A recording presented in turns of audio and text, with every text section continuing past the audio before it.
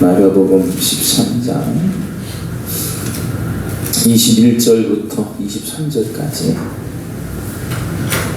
그때에 함께 공독합니다. 시작.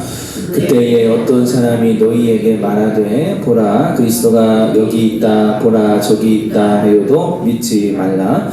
거짓 그리스도들과 거짓 선지자들이 일어나서 기적과 이적과 기사를 행하여 할 수만 있으면 택하신 자들을 미혹하려 하리라.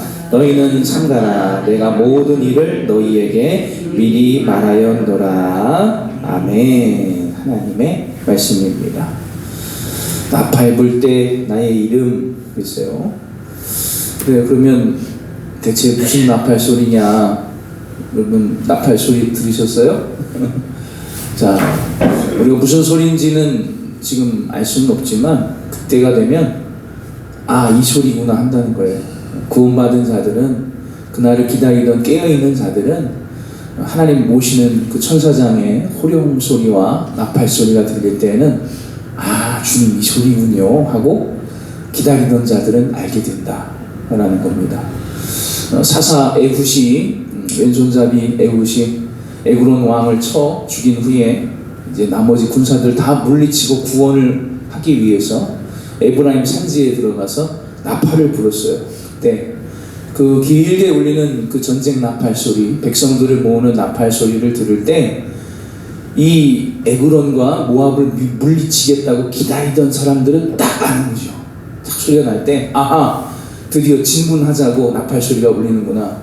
그러나 세상에 빠져 있고 밭에 가 있고 논에 가 있고 일하고 세상에 지쳐 있고 스며들어 있던 자들은 아무리 에훗이 나팔을 길게 불며 나머지 모압들을 처리하러 가자라고 나팔을 불어도 무슨 소리인지 모르는 거예요. 소리는 들어도 무슨 소리가 나는 거야? 왜 저렇지? 웬 사이렌 소리야? 웬 나팔 소리야? 이렇게 되는 거죠. 우리는 걱정 마시고 그날을 깨어 기도하며 기다리던 자들은 그 소리를 듣게 될 때 주님이 지금 오시는 거구나라고 금방 알 수 있게 된다는 거. 육신이 잠들어 있는 깨어 있어라 그걸 말하는 게 아닙니다. 하나님 은혜 가운데 금방 알 수 있다는 것을 기억하는 여러분들이 되시기를 바랍니다. 오늘 말씀에도 마지막 날에 우리가 주의해야 될 일이 뭡니까? 예수님께 물어봤을 때 사람의 미혹을 받지 않도록 주의하라 하면서, 그럼 그 미혹의 내용이 뭐냐? 바로 내가 그리스도다. 여기 그리스도가 오셨다. 저기 그리스도가 있다라는 것을 믿지 말라라는 겁니다. 그러면 그들이 와서 내가 그리스도예요. 내가 제임 예수예요. 라고 강력하게 주장을 할 텐데 말로만 하는 것이 아니라 그 다음 절을 보니까 이적과 기사를 일으킨다는 거예요. 이 내용이 언제 나오느냐? 요한계시록에 이제 앞으로 되어질 일들을 말할 때 정확하게 나옵니다. 땅에서 올라온 짐승들이 기적과 이사를 행하면서 하늘에서 불이 내린대요. 하늘에서 불이 내리는 건 엘리야가 했던 일이거든요. 그러면 하나님의 사자이고 이분이 구원자가 맞구나라고 생각한다는 거죠. 재미있는 것은 우리가 성경을 읽을 때에 성경 속에는 수많은 기적과 이적과 이사와 표적들을, 기사들이, 신기한 일들이라는 뜻이잖아요. 이적, 표적, 신기한 일들이 초자연적인 슈퍼내추럴한 있을 수 없는 일들이 나타난단 말이죠. 그런 것을 보면서 평소에 일어날 수 있는 자연적인 것이 아니기 때문에, 그렇기 때문에 이건 주님이 하시는 일, 하나님이 행하시는 일이다. 아얄론에 태양이 머무른다든지 있을 수가 없는 일이거든요. 그런 일들이 또 나타난다면 이건 하나님이 행하시는 일이구나, 예수님이 오신 게 맞아라고 생각을 하게끔 유도를 한다는 거죠. 그런데 재밌는 것은 무엇이냐면 성경을 모르고 예수를 모르는 자들에게 하나님을 알려주고 예수를 알게 하기 위해서는 기적을 사용하세요. 물이 포도주로 변하는 것을 보고 그제서야 제자들이 예수를 믿더라라든지, 너무 데리고 다니는데도 믿음 없는 소리들을 하니까 변화산에 올라가서 수제자 3명만이라도 영광스러운 광채의 모습을 보여주신다든지, 베드로가 얼마나 놀랬겠습니까? 세상 것만 막 생각하다가 정말 예수님의 영적인 모습, 광채나는 모습을 보고서 놀래버리죠. 기적을 사용하시고 또 바울이 움직이면서 그림자만 덮여도, 손수건만 덮어도 병이 낫는 그런 일들. 왜 병이 막 낫냐?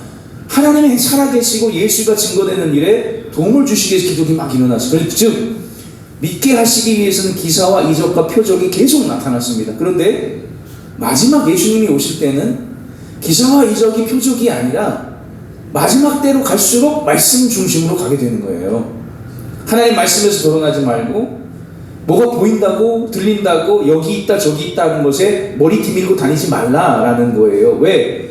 점점 마지막 때가 될수록 그때 우리가 신뢰할 수 있는 것은 귀신도 마귀도 악령도 하늘에서 불을 내리고 기적, 하나님이 있었던 기적 똑같이 일으키고 물이 포로 막 변하게 하겠죠. 왜? 예수라는 거 보이기 위해서. 그런 일이 있을 때에 마지막 때는 표적과 이사와 기적이 아니라 눈에 보이고 들리는 우리를 끌어가는 그런 어떤 악령의 것으로 볼 수 있는 것들을 거기에 끌려다니는 것이 아니라 오직 말씀대로 이루어지게 하신 하나님의 말씀만이 마지막 때로 갈수록 더 우리가 붙들어야 할 그런 마지막 최후의 신앙의 보루라는 것이죠.